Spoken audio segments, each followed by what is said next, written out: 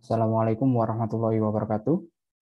Baik, kita lanjutkan perkuliahan logika dan himpunan, yaitu terkait logika predikat dan kuantor. Nah, di sini kata predikat sudah tidak terlalu asing ya, menurut saya. Kenapa? Karena kita juga mengenal kata predikat di pelajaran bahasa Indonesia sejak kita SD mungkin bahkan ya.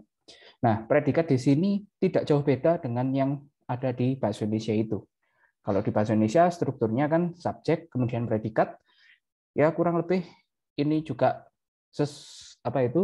sama ya, kurang lebih sama dengan hal tersebut, tapi nanti kita akan membawanya ke arah logika.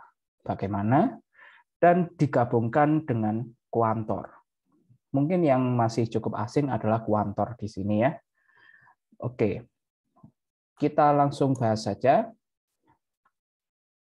Sebelum kita masuk ke pembahasan, di sini kita punya contoh. Yang pertama, X lebih dari 7, X tambah Y sama dengan 10, X kuadrat tambah Y kuadrat sama dengan Z kuadrat. Aplikasi X telah berhasil diinstal, aplikasi X berhasil dijalankan pada komputer Y. Kita bisa melihat bahwa kelima poin ini jelas bukan proposisi ya. Bukan proposisi. Kenapa? Karena di sini masing-masing poin ada variabelnya. Sehingga kita belum bisa mengetahui kebenaran dari pernyataan ini sebelum kita mengetahui variabelnya. Oleh karena itu, kelima poin ini bisa saja benar, bisa saja salah. Itulah kenapa ini bukan proposisi. Nah, tapi yang kita butuhkan nanti ke depannya adalah pernyataan-pernyataan yang seperti ini juga. Jadi, oleh karena itu kita akan coba mengenalkan suatu konsep baru terkait kalimat atau pernyataan yang mengandung variabel. Di sini catatannya, contohnya pernyataan X lebih dari 7 terdiri dari dua bagian. Ya, bagian pertama itu adalah variabel X, ini kita sebut sebagai subjek. Dan bagian kedua itu adalah lebih dari 7, ini yang kita sebut sebagai predikat. Ya, kurang lebih mirip ya. Seperti bahasa Indonesia, ada subjek, ada predikatnya.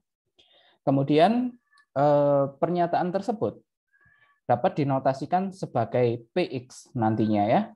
PX ini dengan P-nya menotasikan predikat yaitu lebih dari 7. Ya. X-nya itu menotasikan variabelnya ya kan atau subjeknya. Sehingga pernyataan PX ini disebut sebagai nilai dari fungsi proporsional P terhadap X ya. Fungsi proporsional predikatnya terhadap subjeknya. Seperti itu ya. Nanti tergantung berarti PX ini bisa bernilai benar, bisa bernilai salah, tergantung pemilihan dari nilai X-nya sendiri. Ya. Sebagai contoh, di sini misalkan PX itu menotasikan X lebih besar dari 7. Ya. Contoh poin pertama. Bagaimana nilai kebenaran dari P10 dan P3? Berarti di sini kita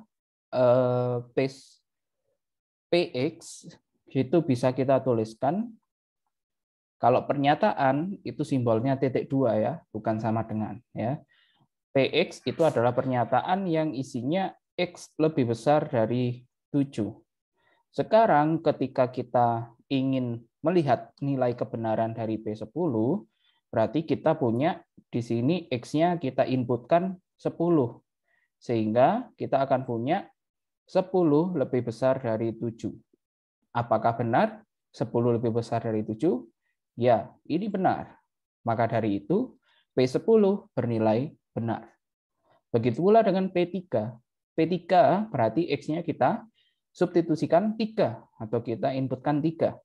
3 lebih besar dari 7, jelas ini adalah salah. Sehingga kita punya P3 bernilai salah. Nah, contoh kedua, poin kedua di sini ternyata fungsi proporsional itu tadi tidak hanya untuk satu variabel saja. Ternyata variabelnya bisa 2 ataupun lebih ya. Jadi di sini contoh kedua adalah X plus Y sama dengan 10, sehingga kita punya 2 variabel, yaitu ada X, ada Y, untuk menentukan pernyataan ini benar atau salah. Seperti itu ya. Oleh karena itu, kita misalkan tidak harus hurufnya P, boleh juga Q, R, atau huruf yang lain. Yang penting tidak ambigu, dalam artian tidak double dengan yang lain, sehingga tidak bingung. Oke, jadi di sini kita misalkan Q, X, Y, itu menotasikan X plus Y sama dengan 10. Bagaimana nilai dari Q 3,7 dan Q 9,8?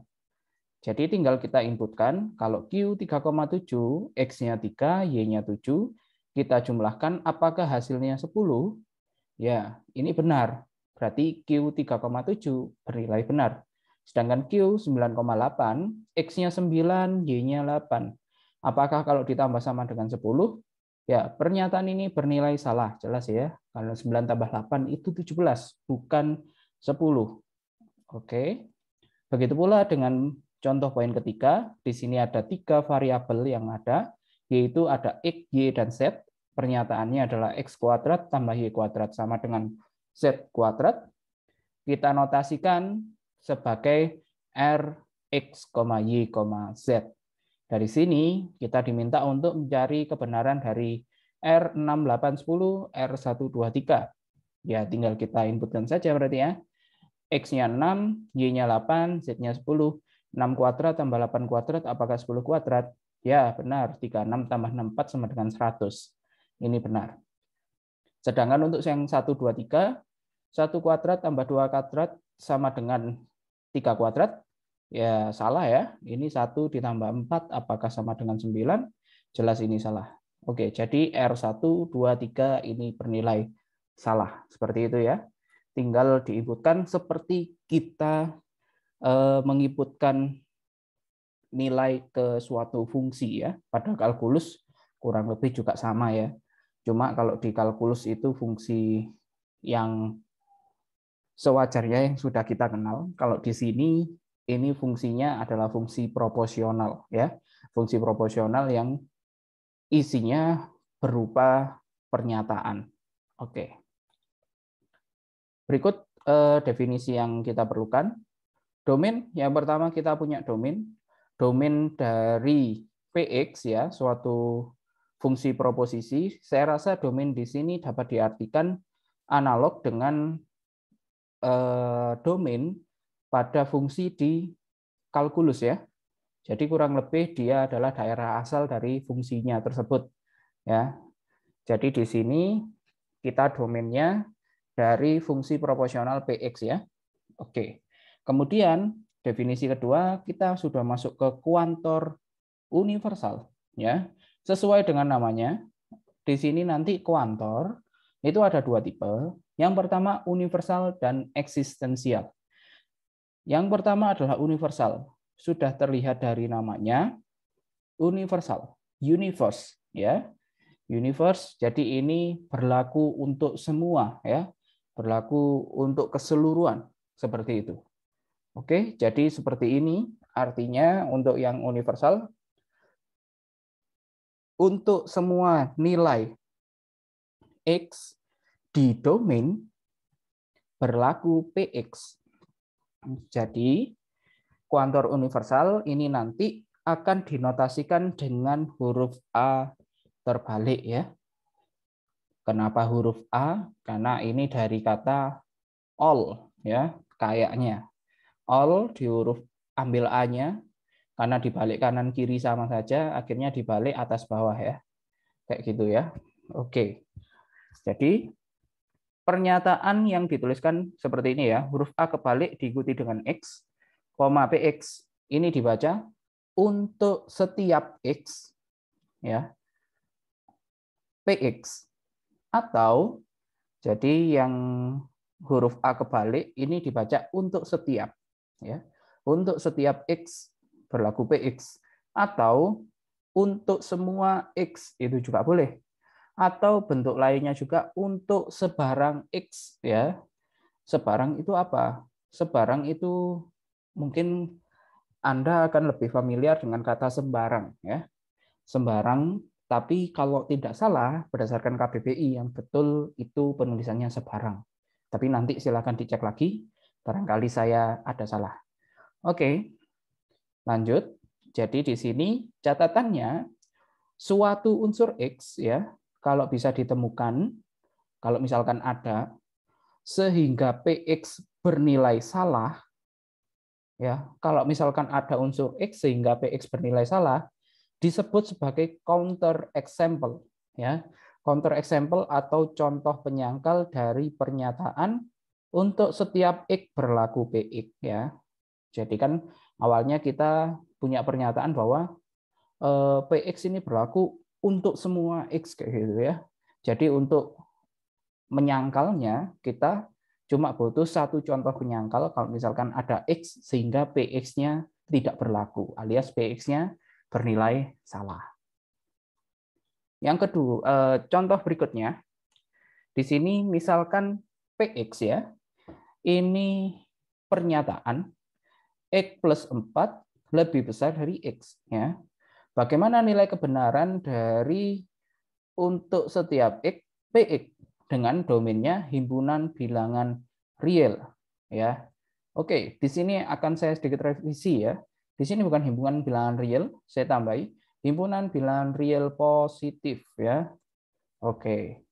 Jadi kita bisa perhatikan bahwa untuk setiap X PX dibaca untuk setiap bilangan real X ya.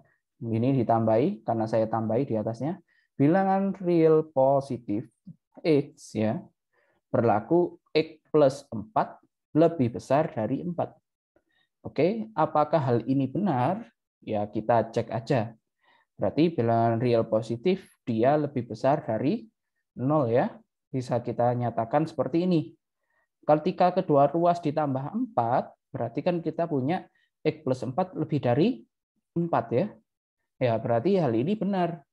Untuk setiap bilangan real positif, maka X plus 4 lebih dari 4. Maka jelas PX-nya benar. Karena PX benar untuk setiap X yang positif itu tadi, jadi kita punya bahwa untuk setiap X PX benar. Hal ini tergantung dari domainnya ya. Berarti kalau misalkan hal ini tadi positifnya saya hapus, ya pernyataan ini menjadi salah. Kenapa menjadi salah? Dikarenakan ada counter example-nya, ya. Ada counter example. Counter example. Jadi di sini counter example-nya siapa? Pilih saja X-nya sama dengan negatif 1. Ada unsur sehingga Px, yaitu X-nya dipilih min 1, dia bernilai salah. Ya, P-1 berarti min 1 plus 4 lebih besar dari min 1. Oh, sebentar. Saya salah ketik berarti di sini ya. Di sini seperti ada muncul dua soal berbeda. Yang atas X, yang bawah 4 ya. Oke, saya akan pilih salah satu dulu. Misalkan 4 dulu ya. Karena tadi sudah terlanjur 4. Untuk yang pertama, berarti di sini 4. Ya, berarti di sini kan salah ya. Oleh karena itu, kalau misalkan ini X plus 4 lebih dari 4, oke, ini salah kalau misalkan himpunan bilangan real. Tapi ketika soalnya ini kita sesuaikan, berarti di sini bukan 4 ya, tapi X. X plus 4 lebih besar dari X untuk setiap bilangan real. Betul atau salah ya kira-kira? Jelas benar ya. Suatu bilangan Anda ambil positif atau negatif, terserah. Jadi untuk ngeceknya paling gampang adalah kita operasikan saja. X plus 4 lebih dari 4 ya. X-nya pindah ke kiri, ini jadi lebih besar dari 0. X kurangi X habis 4 lebih besar dari 0. Jadi berapapun X-nya ini sebenarnya tidak terlalu pengaruh. Kita yang penting adalah 4 ini lebih besar dari 0. Ini pasti benar. Oleh karena itu, untuk sebarang bilangan real X, jelas bahwa PX benar. Kayak gitu, sehingga kita punya untuk setiap X, PX ini benar.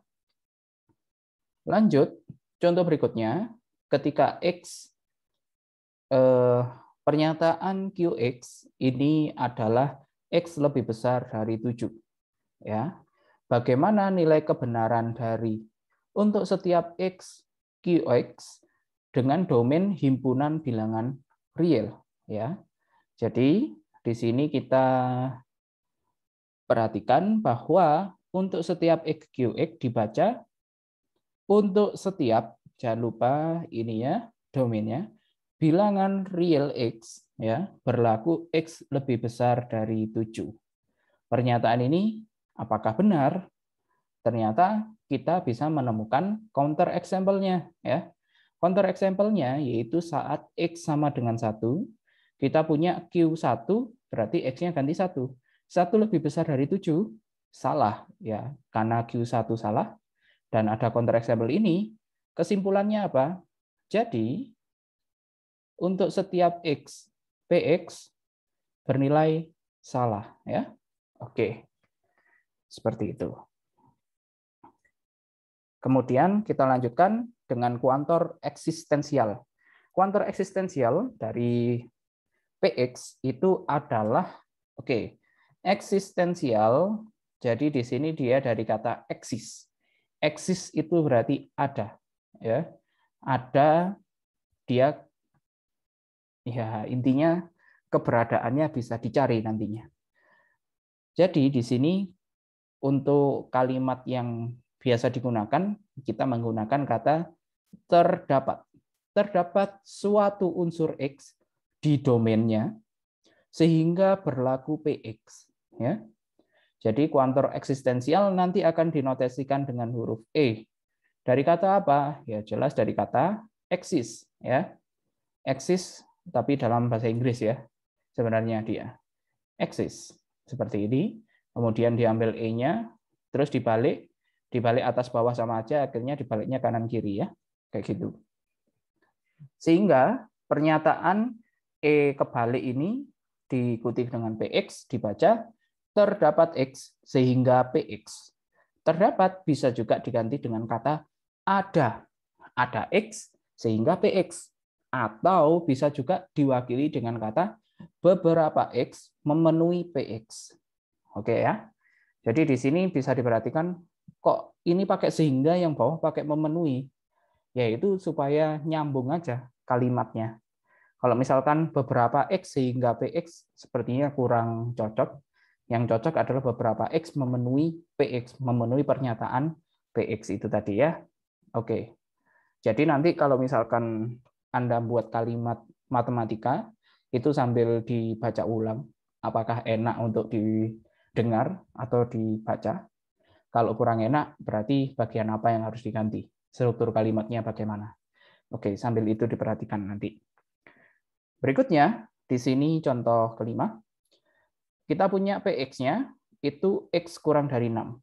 Bagaimana nilai kebenaran terdapat X sehingga PX dengan domainnya himpunan bilangan real? Ya, kalau seperti ini, berarti kita cukup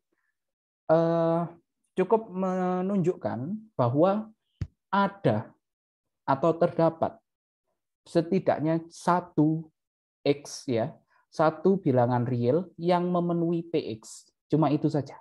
Oleh karena itu, kan di sini terdapat ini kita baca terdapat bilangan real X sehingga X-nya kurang dari 6. Dan ternyata ada bilangan real itu. Kita pilihnya 3. Anda boleh pilih terserah.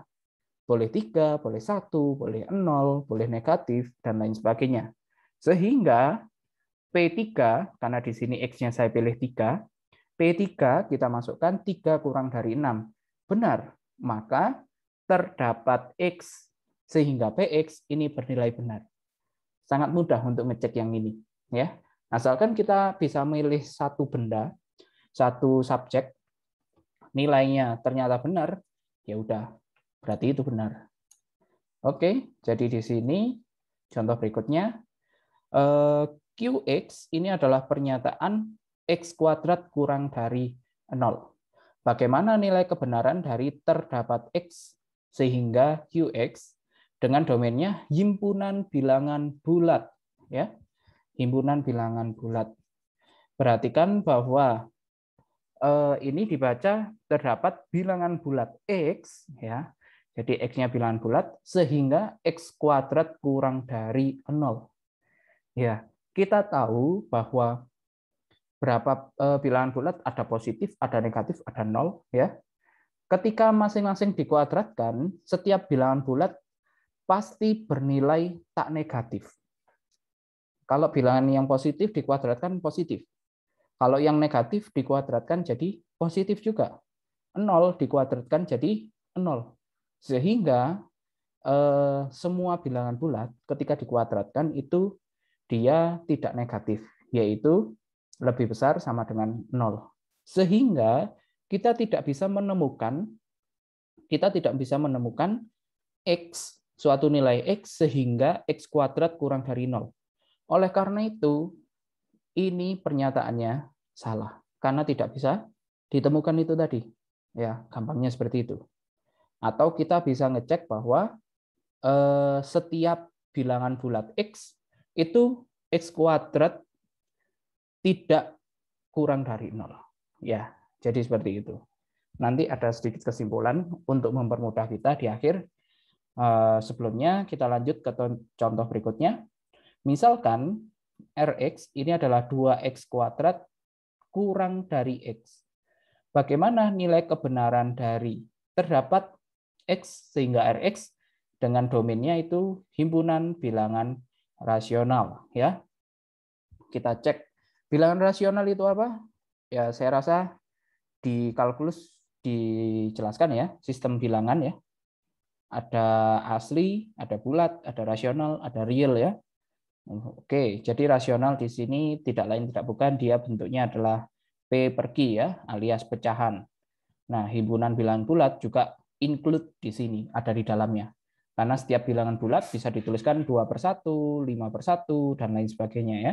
Oke, di sini kita perhatikan bahwa pernyataan yang ingin kita cek ya nilai kebenarannya yaitu terdapat bilangan rasional X sehingga X ini masih ikut yang atas ya.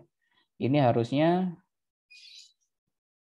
sehingga 2x kuadrat kurang dari X ya.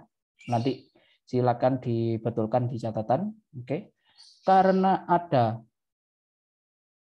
bilangan rasional ya. Ini bukan real tapi rasional. Karena kita bicaranya di rasional. Ini juga salah. Jadi silakan diperbaiki. X sama dengan 1/4 ya.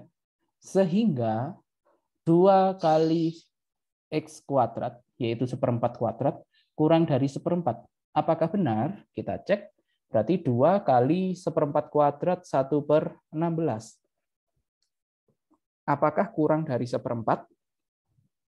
2 kali ini bisa disederhanakan jadi 1/8.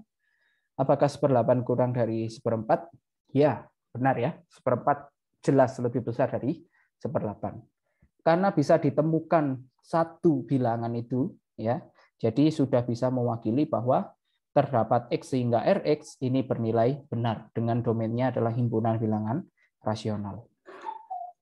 Selanjutnya, di sini kesimpulan yang bisa membantu kita nantinya, yaitu yang pertama, pernyataan untuk setiap X berlaku Px ini bernilai benar jika setiap X pada domain menyebabkan Px benar ya. Oke, setiap X menyebabkan Px benar. Nah, ini akan salah jika ada X pada domain sehingga Px salah ya. Oke.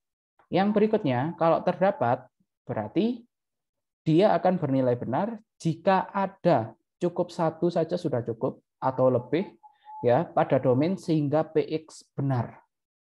Sedangkan kalau terdapat Px ini akan bernilai salah jika setiap X pada domain menyebabkan Px bernilai salah ya. Jadi seperti itu.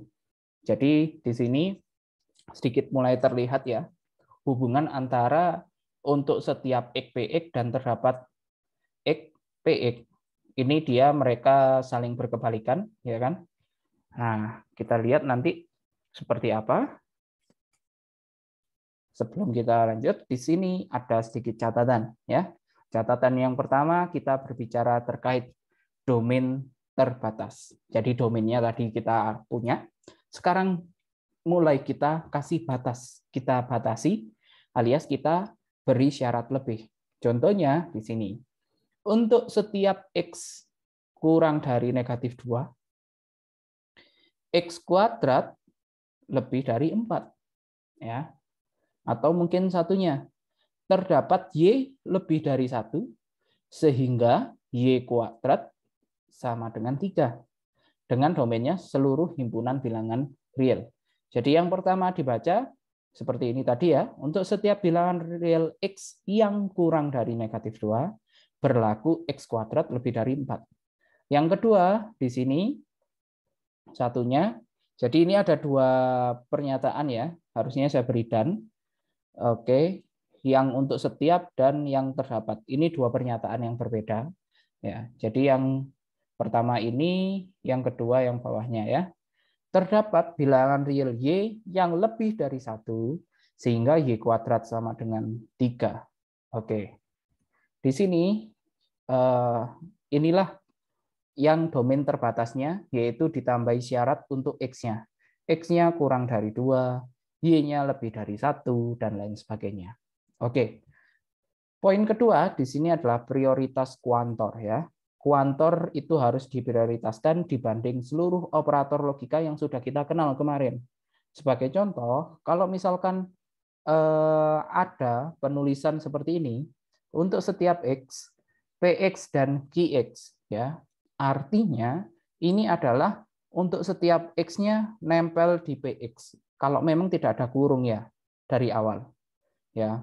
Ini artinya bukan untuk setiap X, ini untuk setiap X-nya untuk dua-duanya, PX dan QX. Ya. Jadi inilah yang dikatakan prioritas. Jadi untuk setiap X-nya akan diprioritaskan terlebih dahulu, setelah itu kita lanjutkan dengan operator berikutnya. Kalau memang dari awal tidak ada kurungnya. Kalau dari awal memang sudah dikurung untuk membedakan, itu beda lagi nanti ya. Jadi kalau dari awal sudah ada seperti ini, ya sudah. Berarti untuk setiap X ini untuk kedua pernyataan beserta operator logikanya. Oke, lanjut. Variabel terikat. Di sini kalau misalkan kita punya pernyataan, terdapat X sehingga X tambah Y sama dengan 1, berarti kuantor ini hanya mengikat variabel X saja.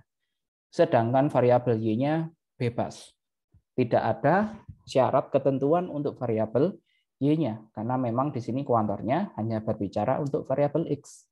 Seperti itu. Untuk catatan sederhana, sekarang kita masuk, ternyata di sini kita juga punya De Morgan. De Morgan tapi untuk kuantor ya. De Morgan untuk kuantor. Sehingga negasi dari untuk setiap X PX, dia akan ekivalen dengan untuk setiapnya dinegasikan, berarti menjadi terdapat. Kemudian negasinya ke PX, jadi negasi PX. Terdapat X, negasi PX. Kayak gitu ya. Begitu pula dengan yang satunya. Negasi dari terdapat X PX itu adalah terdapatnya dinegasikan, jadi untuk setiap. Kemudian PX-nya dinegasikan. Jadi untuk setiap negasi PX. Seperti itu. Contohnya di sini tentukan negasi dari pernyataan berikut. Semua orang Indonesia makan nasi, ya. Semua orang Indonesia makan nasi, berarti kita bisa lihat subjeknya adalah orang ya. Lebih tepatnya orang Indonesia nantinya. Nah, di sini subjek predikatnya adalah makan nasi. Ya. Kuantornya adalah semua, kuantor universal. Domainnya adalah orang Indonesia atau di Indonesia. Sehingga kita punya semua orang Indonesia makan nasi. Hal ini berarti kalau kita negasikan semua X-nya berarti orang Indonesia ya. Berarti dinegasikan semua jadi sebenarnya kalau kalimat biasa tinggal ditulis seperti ini ya. Tidak semua orang Indonesia makan nasi. Selesai. Kayak gitu ya. Tapi untuk penulisan dalam bentuk lainnya, tidak lain, tidak bukan adalah kita pakai De Morgan-nya itu tadi. Semua jadi terdapat atau ada.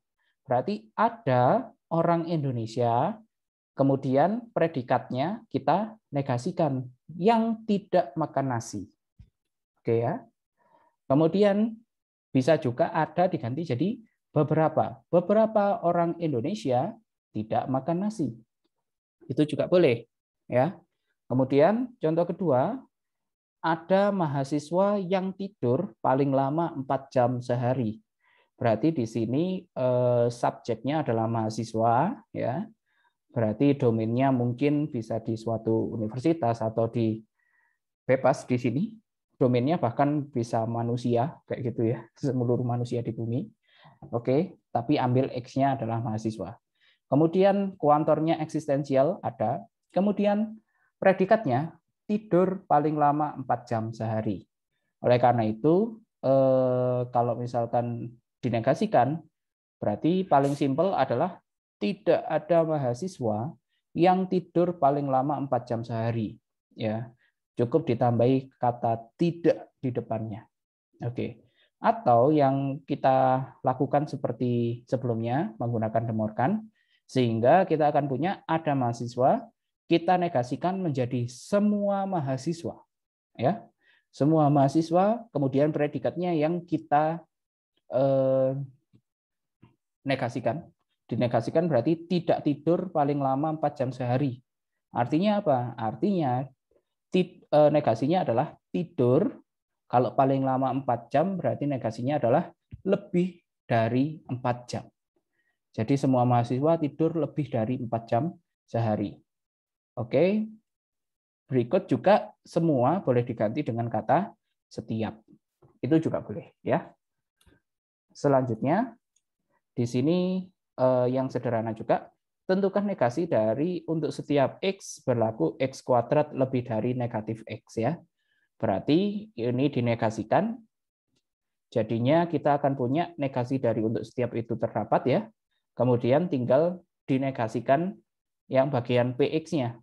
Berarti kita akan punya X kuadrat yang awalnya lebih dari, kan kita pengennya tidak lebih dari. Tidak lebih dari itu artinya adalah ini. Kurang dari sama dengan. Kayak gitu. Yang berubah adalah operasinya seperti ini ya. Lanjut, di sini contoh kedua adalah tentukan negasi dari terdapat X, oke, sehingga X kuadrat sama dengan 5. Ini dinegasikan, berarti terdapat jadi untuk setiap, kemudian X kuadrat sama dengan 5, negasinya berarti X kuadrat tidak sama dengan 5. Cuma seperti itu aja. Lanjut, contoh berikutnya, sekarang kalau misalkan domainnya dibatasi, apakah domainnya ikut dinegasikan, ya kan? Karena di sini ada lebih dari, kayak gitu. Kita cek. Kalau untuk setiap X lebih dari 0, berlaku X kuadrat lebih dari 0, ya. Ini kita negasikan, berarti untuk setiap X, ya, jadi terdapat. Kemudian X-nya kan lebih dari 0. Ini itu satu paket dengan untuk setiap, ya. Oleh karena itu syaratnya harus tetap. Kalau cuma berubahnya adalah untuk setiap jadi terdapat. X lebih besar dari 0 ini tetap. Karena di sini dia merupakan domainnya, ya, syarat untuk domainnya. Jadi tidak ada hubungannya dengan negasinya. Yang dinegasikan tetap yang bagian PX-nya. PX-nya berarti X kuadrat lebih besar dari 0, dinegasikan jadi tidak lebih besar dari 0, alias X kuadrat kurang dari sama dengan 0. Oke, yang kedua, terdapat X kurang dari sama dengan negatif 1, sehingga X kuadrat kurang dari sama dengan 2. Oke, berarti ini kalau dinegasikan, kita akan punya terdapat menjadi untuk setiap, kemudian batasnya atau domainnya tetap, ya. Yang dinegasikan adalah bagian PX-nya. kurang dari, berarti tidak kurang dari sama dengan, alias menjadinya lebih dari saja. Jadi X kuadrat lebih dari 2. Oke, lanjut. Sekarang kita diminta untuk membuktikan bahwa negasi dari untuk setiap X, oke, berlaku Px maka Qx ini ekuivalen dengan terdapat X sehingga Px dan negasi Qx, ya. Oleh karena itu ya kita seperti biasa saja pakai barisan, lebih mudah. Dinegasikan berarti pakai aturan De Morgan. Untuk setiap menjadi terdapat. Kemudian pernyataan ini kan dikurung ya. Berarti ini dinegasikan keseluruhan. Negasi dari Px maka Qx ya. Oke, ini pakai De Morgan. De Morgan. Kemudian kita lanjut ke baris berikutnya. Terdapatnya tetap ini dinegasikan. P maka Q negasinya adalah P dan negasi Q ya. Kita berarti P maka Q ini kalau dinegasikan ekuivalen dengan P dan negasi Q ya. Kayak gitu. Jadi selesai, terbukti bahwa untuk setiap negasi dari untuk setiap X berlaku Px maka Qx adalah terdapat X sehingga Px dan negasi Qx. Catatan berikutnya di sini ya.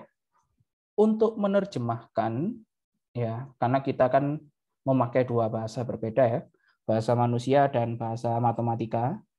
Menerjemahkan dari bahasa manusia ke pernyataan yang memuat kuantor dan predikat, yaitu bahasa matematika yang kita maksud, kita perlu menentukan beberapa komponen ini ya. Ini komponen yang penting untuk ditentukan. Yang pertama adalah variabel X yang ada. Variabelnya siapa saja, subjeknya siapa saja, itu yang perlu kita tentukan pertama. Kedua adalah domain dari variabel X ya. Dia subjeknya itu ada di mana kayak gitu ya, domainnya. Kemudian predikatnya terakhir adalah kuantor yang berlaku. Apakah itu universal atau eksistensial? Beserta batasannya jika ada. Kalau tidak ada, ya sudah, biarin aja. Contohnya seperti apa?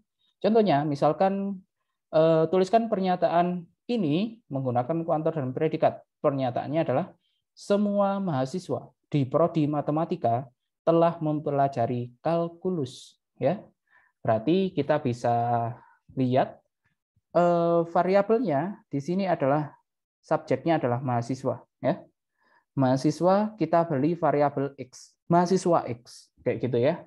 Karena mahasiswa kan terlalu apa ya, tidak jelas ya. Kalau mahasiswa X, mahasiswa A, mahasiswa B, ya kan, itu akan menjadi lebih apa itu kelihatan variabelnya kayak gitu. Jadi kita ambil satu mahasiswa X, X dan Y itu beda nanti dan lain sebagainya.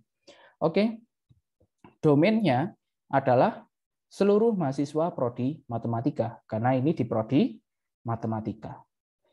Predikatnya telah mempelajari kalkulus. Kuantornya universal karena semua kayak gitu. Sehingga diperoleh pernyataan Px ya. Ini fungsi proporsionalnya yaitu mahasiswa X telah mempelajari kalkulus. Ya, ini untuk Px ya. Sehingga kita dapat menuliskannya adalah untuk sebarang mahasiswa X di prodi matematika ya. Mahasiswa X telah mempelajari kalkulus ya. Ini adalah penulisan untuk setiap X Px itu tadi ya. Oke. Jadi seperti itu kalau misalkan dituliskan dalam bentuk yang menggunakan kuantor dan predikat. Ya, untuk latihan di sini bisa dilihat di buku halaman 53 nomor 5 sampai 8 ya. Bisa juga nomor 13 sampai 16. Ini satu topik, ini satu topik, dan satu lagi halaman 54 nomor 26 sampai 29. Silakan dicoba paling enggak masing-masing satu atau dua nomor supaya ada gambaran. Gambaran apa? Gambaran Anda sudah tidak ada masalah, atau Anda ada masalah di bagian mana. Supaya nanti di pertemuan berikutnya kita mungkin bisa bahas. Atau mungkin Anda bisa langsung bertanya ke saya, itu juga tidak ada masalah. Oke, itu saja. Saya rasa untuk hari ini, kalau begitu saya cukupkan sampai sini dulu. Saya akhiri, terima kasih. Assalamualaikum warahmatullahi wabarakatuh.